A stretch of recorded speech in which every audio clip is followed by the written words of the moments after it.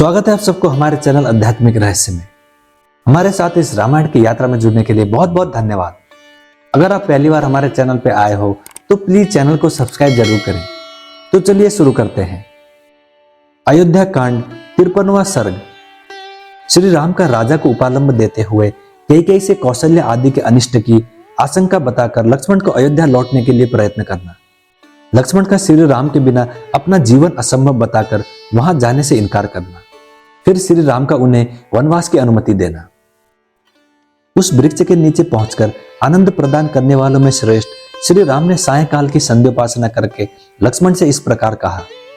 सुमित्रा नंदन, आज हमें अपने जनपद से बाहर यह पहली रात प्राप्त हुई है जिसमें सुमंत्र हमारे साथ नहीं है।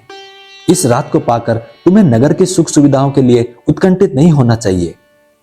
लक्ष्मण, आज से हम दोनों भाइयों को आलस्य छोड़कर रात में जागना होगा, क्योंकि सीता के योगक्षेम हम दोनों के ही अधीन है। सुमित्रा नंदन, यह रात हम लोग किसी तरह बिताएंगे और स्वयं संग्रह करके लाए हुए तिनकों और पत्तों की सैया बनाकर उसे भूमि पर बिछाकर उस पर किसी तरह सो लेंगे। जो बहुमूल्य सैया पर सोने के योग्य थे वे श्री राम भूमि पर ही बैठकर सुमित्रा कुमार लक्ष्मण से ये शुभ बातें कहने लगे। लक्ष्मण, आज महाराज निश्चय ही बड़े दुख से सो रहे होंगे, परंतु कैकेयी सफल मनोरथ होने के कारण बहुत संतुष्ट होगी।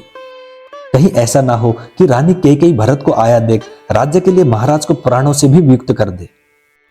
महाराज का कोई रक्षक न होने के कारण वे इस समय अनाथ हैं, बूढ़े हैं और उन्हें मेरे वियोग का सामना करना पड़ा है। उनकी कामना मन में ही रह गई तथा वे कैकेयी के वश में पड़ गए हैं। ऐसी दशा में वे बेचारे अपनी रक्षा के लिए क्या करेंगे। अपने ऊपर आए हुए इस संकट को और राजा की मति भ्रांति को देखकर मुझे ऐसा मालूम होता है कि अर्थ और धर्म की अपेक्षा काम का ही गौरव अधिक है। लक्ष्मण, पिताजी ने जिस तरह मुझे त्याग दिया है उस प्रकार अत्यंत अज्ञ होने पर भी कौन ऐसा पुरुष होगा जो एक स्त्री के लिए अपने आज्ञाकारी पुत्र का परित्याग कर दे। कैकेयी कुमार भरत ही सुखी और सौभाग्यवती स्त्री के पति है, जो अकेले ही हिष्ट पुष्ट मनुष्य से भरे हुए कौशल देश को सम्राट की भांति पालन करेंगे। पिताजी अत्यंत वृद्ध हो गए हैं और मैं वन में चला आया हूं। ऐसी दशा में केवल भरत ही समस्त राज्य के श्रेष्ठ सुख का उपभोग करेंगे। सच है, जो अर्थ और धर्म का परित्याग करके केवल काम का अनुसरण करता है वो उसी प्रकार शीघ्र ही आपत्ति में पड़ जाता है, जैसे इस समय महाराज दशरथ पड़े हैं। सौम्य, मैं समझता हूं कि महाराज दशरथ के प्राणों का अंत करने, मुझे देश निकाला देने और भरत को राज्य दिलाने के लिए कैकेयी इस राजभवन में आई थी। इस समय भी सौभाग्य के मत से मोहित हुई कैकेयी मेरे कारण कौशल्या और सुमित्रा को कष्ट पहुंचा सकती है। हम लोगों के कारण तुम्हारी माता सुमित्रा देवी को बड़े दुख के साथ वहां रहना पड़ेगा। अतः लक्ष्मण, तुम यहीं से कल प्रातःकाल अयोध्या को लौट जाओ। मैं अकेला ही सीता के साथ दंडवन को जाऊंगा। तुम वहां मेरी असहाय माता कौशल्या के सहायक हो जाओगे। धर्मज्ञ लक्ष्मण, कैकेयी के कर्म बड़े खोटे हैं। वह द्वेषवश अन्याय भी कर सकती है, तुम्हारी और मेरी माता को जहर भी दे सकती है। तात सुमित्रा कुमार, निश्चय ही पूर्व जन्म में मेरी माता ने कुछ स्त्रियों का उनके पुत्रों से वियोग कराया होगा। उसी पाप का यह पुत्र बिछोह रूप फल आज उन्हें प्राप्त हुआ है। मेरी माता ने चिरकाल तक मेरा पालन पोषण किया और स्वयं दुख सहकर मुझे बड़ा किया। अब जब पुत्र से प्राप्त होने वाले सुख रूपी फल के भोगने का अवसर आया तब मैंने माता कौशल्या को अपने से विलग कर दिया। मुझे धिक्कार है। सुमित्रा नंदन, कोई भी सौभाग्यवती स्त्री कभी ऐसे पुत्र को जन्म न दे जैसा मैं हूं, क्योंकि मैं अपनी माता को अनंत शोक दे रहा हूं।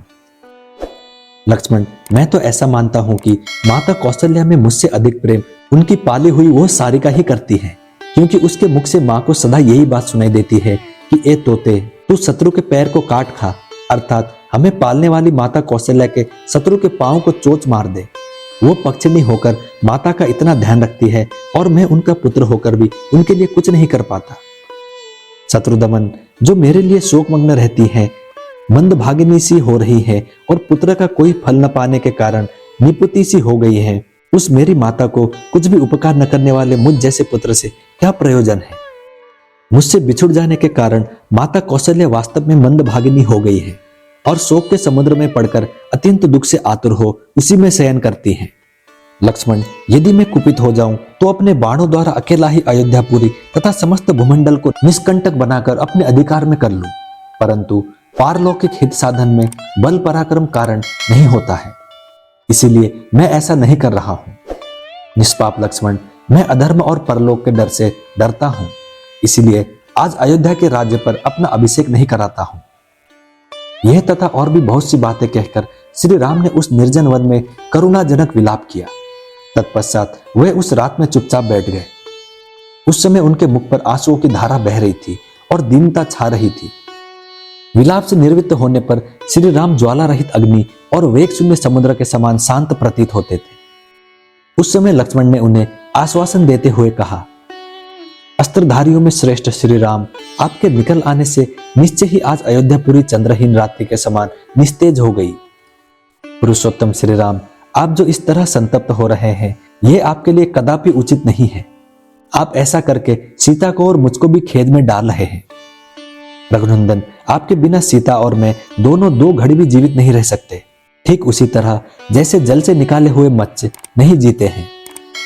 शत्रुओं को ताप देने वाले रघुवीर, आपके बिना आज मैं ना तो पिताजी को, न भाई शत्रुघ्न को, न माता सुमित्रा को और न स्वर्गलोक को ही देखना चाहता हूं।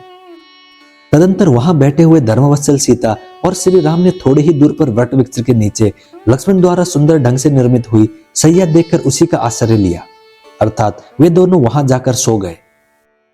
शत्रुओं को संताप देने वाले रघुनाथ जी ने इस प्रकार वनवास के प्रति आदर पूर्वक कहे हुए लक्ष्मण के अत्यंत उत्तम वचनों को सुनकर स्वयं भी दीर्घ काल के लिए वनवास रूप धर्म को स्वीकार करके संपूर्ण वर्षों तक लक्ष्मण को अपने साथ वन में रहने की अनुमति दे दी।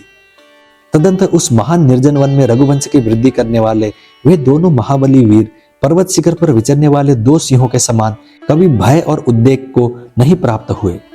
इस प्रकार श्री वाल्मीकि निर्मित आर्ष रामायण आदि काव्य के अयोध्या कांड में 53वां सर्ग पूरा हुआ। मैं उम्मीद करता हूं श्री राम जी आपकी सारी मनोकामनाएं पूरी करें। जय श्री राम, जय हनुमान। अब मिलते हैं अगली वीडियो में।